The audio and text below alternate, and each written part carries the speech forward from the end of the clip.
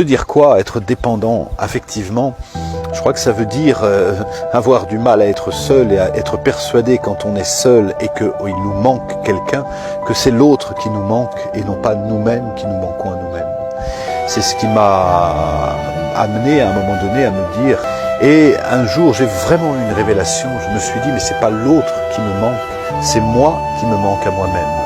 Et un maître avec qui j'étais à ce moment-là me racontait cette anecdote, c'est cette image plutôt de Marie-Madeleine qui va voir le Christ en disant « Je comprends pas, moi qui me suis tant de fois marié, je me sens toujours seul et toi qui es seul, tu rayonnes, qu'est-ce qui se passe ?» Et le Christ lui répond « Retourne à ton puits, va remplir ton seau. » Et cette image m'a beaucoup inspiré. Descends dans ton puits, va remplir ton seau. On parle du puits intérieur.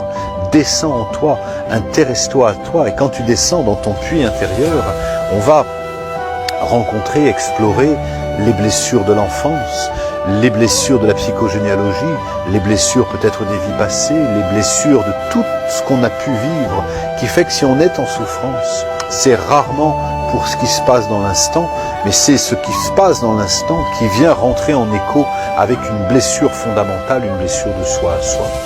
Et se nourrir de soi, être plein de soi, couper de la dépendance affective, ça veut dire descendre dans son puits, s'intéresser à soi. Alors il y a beaucoup d'outils qui peuvent nous aider là, et de se rendre compte que plus on descend en soi, plus on explore ces personnages de l'ombre, plus on accepte toutes les facettes de soi-même et plus on est en paix. Et quand on est en paix, il naît quelque chose de magnifique, c'est qu'on n'est plus dépendant comme on l'était. Et quand je dis dépendant, c'est le petit enfant qui est dépendant, hein, le petit enfant intérieur qui se dit « donne-moi de l'affection, donne-moi de la sécurité, donne-moi de la tendresse, parce que je ne peux pas m'en donner moi-même à moi-même ». Et ça, c'est la plus grande illusion. Cette dépendance affective, elle trouve sa source dans nos racines les plus anciennes, les plus archaïques.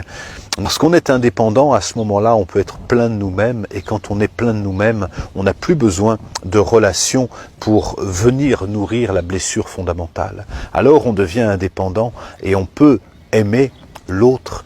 Aimer, j'ai longtemps cherché une définition à l'amour, la plus belle que j'ai trouvée. Aimer, c'est permettre à l'autre d'être pleinement qui il est.